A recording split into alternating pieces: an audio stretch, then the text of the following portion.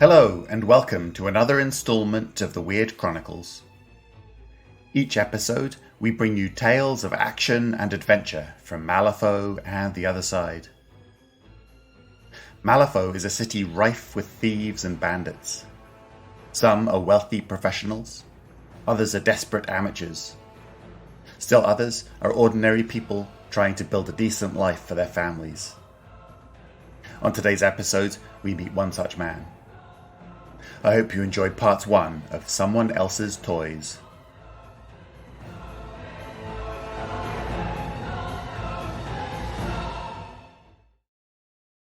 Someone Else's Toys by Anthony Hicks. Tell me again why this is a good idea. Joseph Denton stuffed his hands under his arms in a futile attempt to get some warmth into them. Winter had taken Malifaux in its chill embrace. The flurries of snow and rapidly dropping temperatures were hitting the city's poorest inhabitants hard. Because we need the money, replied Alistair McNally. There's good lead pipes in here. Lead we can sell to stay warm. Denton blew on his freezing fingers. But stealing from an orphanage, Mac, that's low even for us. McNally drew a short black iron crowbar from the sack he carried, and looked long and hard at his shivering companion. Look, Joe, at times like this, it's us or them. Do you want to freeze to death or starve? Well, no, but do you want your wee boy to? Denton screwed up his face. Of course not, don't be stupid. Well then, this is what we do to make sure that doesn't happen. The Scotsman stabbed his crowbar into a window jamb and started to heave. Besides, everyone knows this place is abandoned.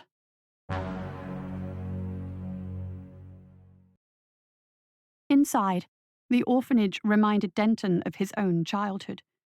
A grey place of unwelcome silence and oppressive darkness. Sombre corridors of dust stretched away into shadow, and empty rooms beckoned fearfully at the two thieves as they passed by.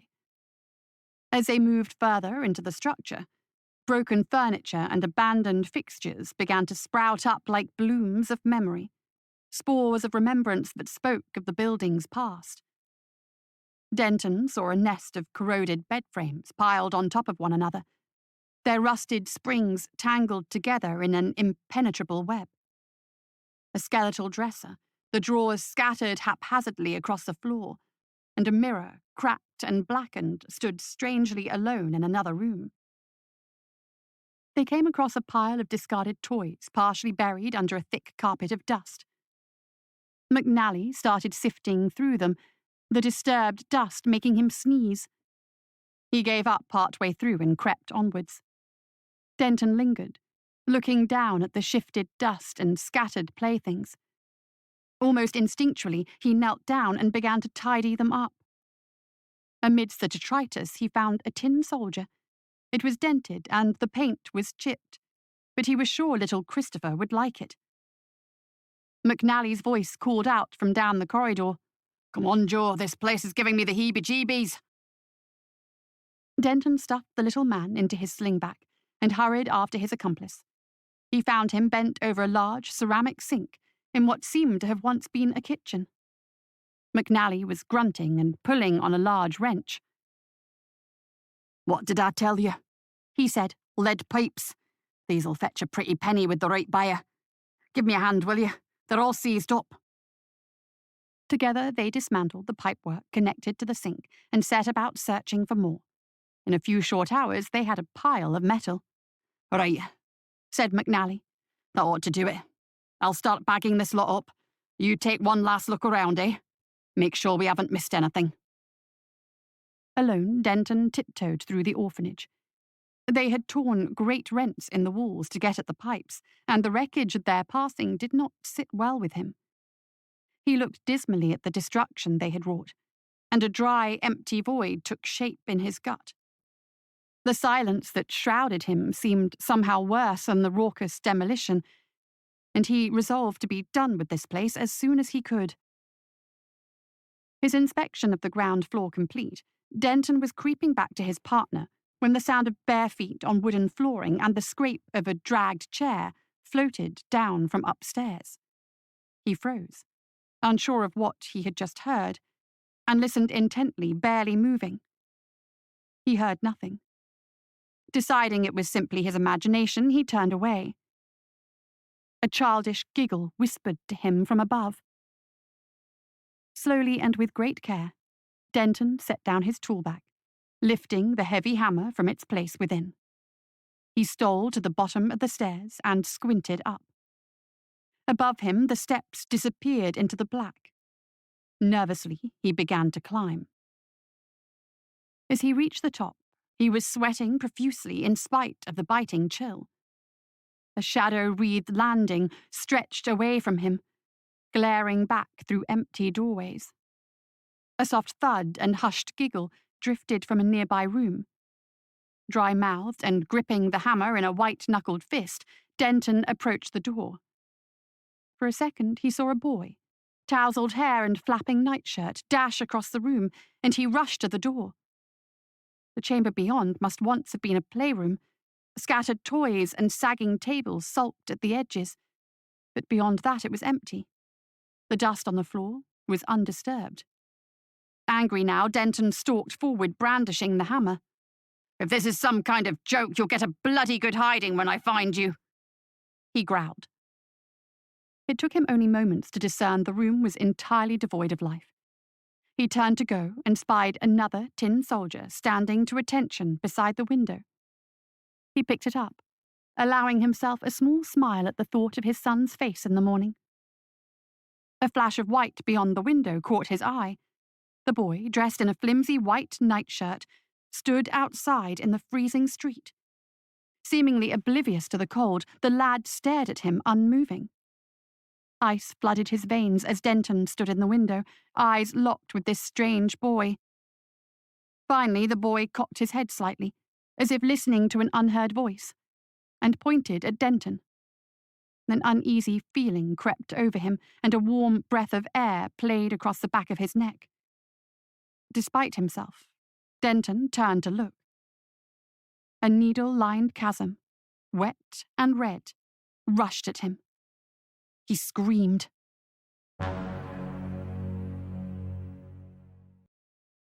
"Denton," said a familiar voice in the darkness. "Denton, what's the matter with you?" He blinked, and the playroom swam into focus.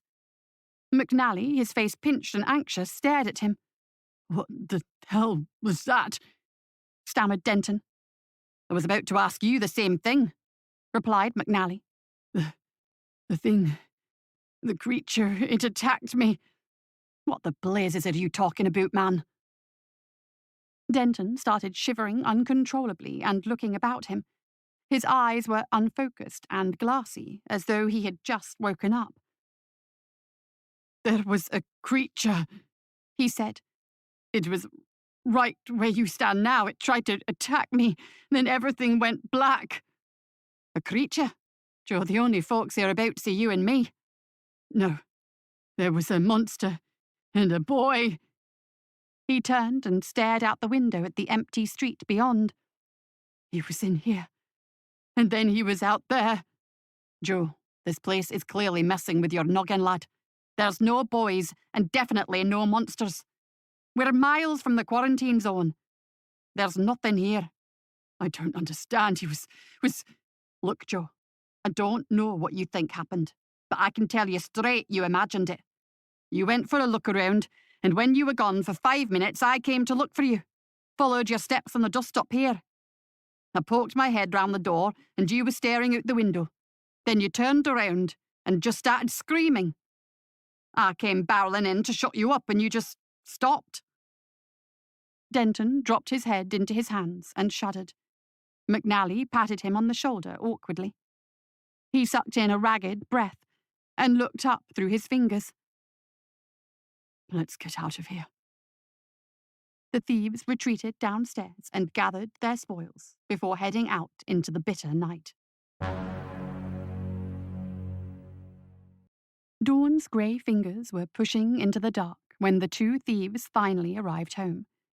Their crumbling brick house squatted at the end of an equally dishevelled street. Denton crept down the side of the house, his movement masked by the ever-present gloom. Even though he knew no one else would be up at this hour, he still could not help but cast a wary eye at the empty windows of his neighbours. As he glanced around, he caught sight of a young boy in a white nightshirt staring at him from an empty window. He froze. McNally blundered into him in the dark. He hissed out a curse and shoved the younger man angrily. "What the hell are you playing at, Joe? I damn near slipped and broke my neck." "The boy," said Denton in a tiny voice. "He's up there, watching us." Denton pointed up at the window. It was empty. A nightshirt, forgotten and stiff with frost, hung mournfully from a washing line close by. McNally grunted, annoyed. "You need to get some sleep, Joe." He pushed past Denton and stomped away down the alley. Denton stood and stared at the nightshirt for a moment. Maybe he was just tired, like his friend had suggested. He rubbed his eyes and started after his companion. Denton slept fitfully. Vague dreams interrupted his rest. He was back in the orphanage, climbing the stairs to the playroom. The steps seemed to stretch on forever, the top never arriving. As he climbed, he felt a presence behind him, some nebulous threat that dogged his steps. When he turned to look, the stairs were empty, but the presence never left him. He woke tired and irritable, the unresolved dream climb lingering in the back of his mind. The sound of childish laughter from downstairs sent a shiver of recognition down his spine. He dashed to the top of the stairs. Below him, his son, Christopher, and McNally were playing with the tin soldiers he had snagged the night before. Noticing him, McNally smiled. "Sorry, Joe. I know you wanted to give him them, but we were getting impatient." Christopher squealed in excitement and dashed up the stairs, brandishing a soldier in each hand. "Play with me, Daddy. Play guild and anarchists with me. We can be guards, fighting the monsters and saving the city." Denton hugged his son tightly, his anxiety melting away. "Absolutely, son. We can play all day if you want." McNally cleared his throat. "Aren't you forgetting something, Joe?" Denton looked blank. "What? We have a business meeting to go, remember?" "I'm sorry, Chris," he said dismally. "Daddy has to go out for a little while." The little boy looked utterly dejected. His bottom lip wavered alarmingly. Denton crouched down in front of his son, bringing his eyes level with the boy's. "I promise we'll play when I get back." Christopher sniffed back a tear.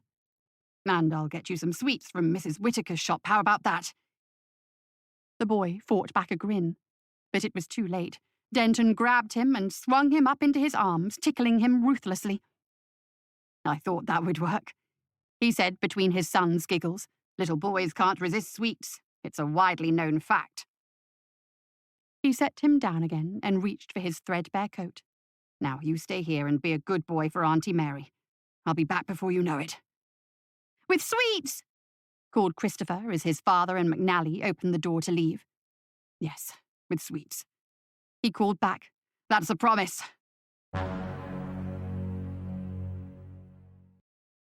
Outside, the temperature had dropped, and the two men were forced to shake a layer of snow off their loot as they retrieved it from its hiding place.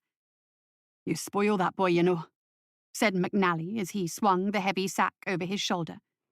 "You shouldn't promise him things you don't know you can get." Denton scoffed at his partner. "What a bag of sweets! We've got a good haul here, Ali. I'm sure I can stretch it out into a bag of sweets for my son. Besides, you know me.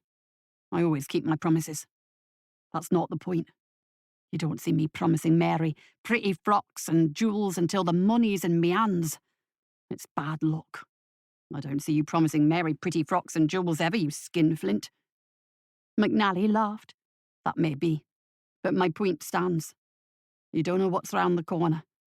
And you shouldn't bet on a horse until you've seen him run. Well, aren't you a bundle of fun this morning? What's the matter, bad dreams or something?"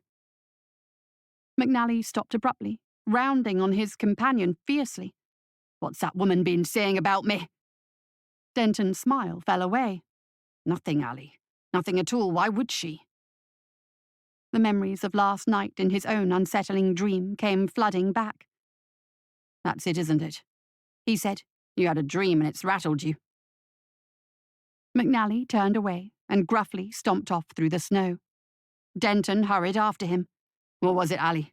What did you see? The Scotsman glared at Denton, his eyes stern. I don't know what you're talking about, Denton. Now shut up. Valentowitz doesn't like us being late. Valentowitz, said Denton, his face falling. You never said we were stealing for him. That man's a psychopath. I don't want to work for him. Well, we are. Now just shut up and come on. They walked the rest of the way in silence, shrouded by the ever-falling snow. From outside, the building looked like countless others in Malifaux, a squalid tenement of rotting brick and sagging eaves. Two men stood outside, huddled under the meagre porch, their breath clouding the air before them. The first was huge, standing well over 6.5 feet tall, and possessing a chest that could easily double for a beer keg.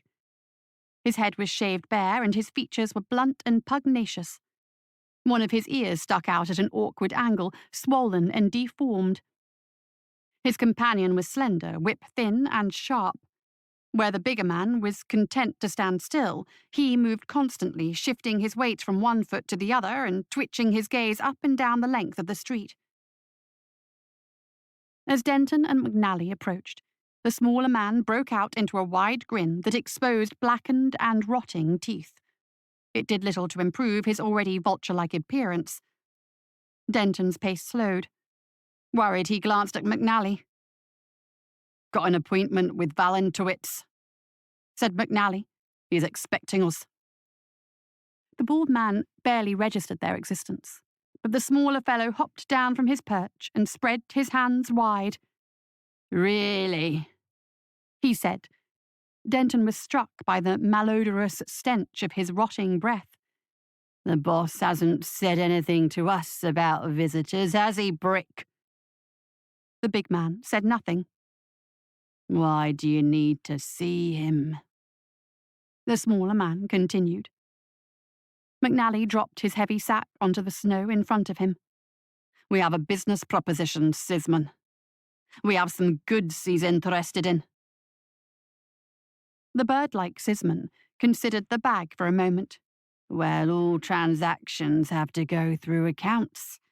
That's a lot of waiting around and haggling with very unpleasant people. Why don't you leave your merchandise with me? I'll happily take it through to the boss for you. No way, said Denton. He tried to sound tough, but his voice wavered uncontrollably like a teenage boy talking to his sweetheart for the first time. We see Valentowitz, or we take our business someplace else. Sisman smiled his black smile. That's not very friendly, is it, Brick? The big man said nothing, but his deep-set eyes swiveled to stare at Denton. Brick doesn't say much, but he's a sensitive soul. I think you've upset him. Your friend can go in and talk to the boss, but you have to wait out here. Denton and McNally shared a brief look before the Scotsman gathered both sacks of lead pipes and mounted the steps. Won't be long, lad, he said. Try to stay out of trouble. Denton had lost all feeling in his hands and feet. A bone-deep ache had settled over him, and every movement felt like his skeleton was coming apart. He forced himself to pace back and forth, forming a furrow in the snow at his feet. It hurt, but remaining still was worse. He sniffed, rubbed one snow-dusted sleeve under his dripping nose, and blinked the falling flakes from his eyes. In the 2 hours since McNally had disappeared inside Valentowitz's place, the snow had gotten worse. It fell in great flurries now, swirling through the streets and settling on everything. Denton tried to imagine taking Christopher out into the great white blankets and building snowmen or throwing snowballs. He thought of dashing back inside when it got too cold and mixing up some hot chocolate while the fire burned the chill from their bones. He pictured his little boy playing with tin soldiers in the warm glow of the hearth while he stirred the bubbling pot. Everything would be better once they got their money and were away from here. Finally, the door to the tenement opened and McNally emerged. He hurried down the steps, shadowed by Sisman. "Well?" asked Denton. "How'd it go? Have we got the money?" "Yes and no," replied McNally. "Look, it's complicated. I'll talk to you about it later, okay?" "Hell no, that's not okay. Either you've got the money or you haven't. What's going on, Allie?" The Scotsman met Denton's gaze, his expression sorrowful. "We've got the money, but it's not enough. Valentovitz says the metal's too degraded to be worth full whack." "That's hogwash. You and I both know there's nothing wrong with the pipes we took. The man's trying to swindle us." "Careful now," said Sisman, sneering. "Careless talk like that would make someone like me think you don't like working for the boss." "I don't work for your boss," growled Denton. "Really? Perhaps you'd better talk to your colleague there about that." "What?" Denton turned back to McNally. "What's he talking about?" McNally sighed. "I took us another job." "Why the hell would you do something like that? You know how I feel about Valentovitz." "This is a big job, Denton. It pays well. If we pull this off, it could set us up. Get you and your boy out of that house and into a place of your own, a proper place. No way. I'm not working for this maniac again." "You don't have a choice," interrupted Sisman. "Your partner already agreed to terms with the boss. You think you can just walk away now? Think about what might happen to poor little Christopher with no money to feed and clothe him. Be a terrible shame if something were to happen to your little boy." Denton glared daggers at Sisman. "You talk about my son again and it'll be the last thing you ever say." "Is that a threat, Mr. Denton?" asked Sisman, grinning. Denton was already striding away into the snow. "No," he said over his shoulder. "That's a promise." He was angry. The white heat of his rage burned away the terrible cold outside. How could McNally do something like this? Wasn't it bad enough they had stolen from an orphanage? Now they had gotten into bed with a lunatic like the Valentovitz. If even half the stories about him were true, they were in deep trouble. Denton kicked at a snowdrift as he stalked the white streets. This late in the year, the nights drew in early, and darkness was already threatening. He knew he should go back to the house and see his son, but his anger was too great right now, and Christopher did not deserve to see him like this. So instead he walked, and walked, and walked. The streets of Malifaux were deserted. The foul weather had driven the citizens inside, but troughs carved in the snow by frozen feet spoke of their recent passing. Denton wandered aimlessly. As his anger slowly dissipated, he thought about how he could escape the situation McNally had dragged him into. Short of a miracle, he was trapped. People like Valentovitz did not let go of assets. And that's all Denton was now, an asset. Miserably, he turned for home. It was late by the time he found his way back to the run-down brick house. As he lifted the latch, his promise to his son came flooding back. He had been out all day, and they had not played guild and arcanists, nor had he brought home any sweets. The boy would be upset. Of that there could be no doubt. Sighing, Denton pushed the door open and stepped inside. The living room was empty. The fire had burned its last, and only dully glowing embers remained. Denton shook off his coat and stamped the snow from his boots as quietly as he could. It seemed the house had retired for the evening. At least he wouldn't have to face his bawling son until morning. He delicately mounted the stairs and began to climb. It was then he noticed Christopher sitting in the room below. The boy was dressed for bed and had his back to his father. He was playing with the tin soldiers. "Christopher," called Denton quietly. "it's late, son. Time for bed." The boy ignored him, continuing to play with his toys. Denton half turned on the stairs, carefully bracing himself against the banister. "Christopher," he called again. "I'm sorry I missed you today, but it really is late. Come on now. Help your old dad up these stairs." Still, Christopher ignored him. Denton could feel his temper rising. "Come on now, son. We can play tomorrow." He took a couple of steps down the creaking staircase. "Put your toys down and come upstairs. It's time for bed." "Who are you talking to, Dad?" asked a voice from above him. Denton turned and looked up. Christopher stood in his nightshirt at the top of the stairs. Frantically, he looked back at the living room. The two tin soldiers stood alone on the floor. Denton's bowels turned to water. He rushed up the stairs and bundled his protesting son into the bedroom. That's it for another episode of the Weird Chronicles. Join us next time for the conclusion of Someone Else's Toys.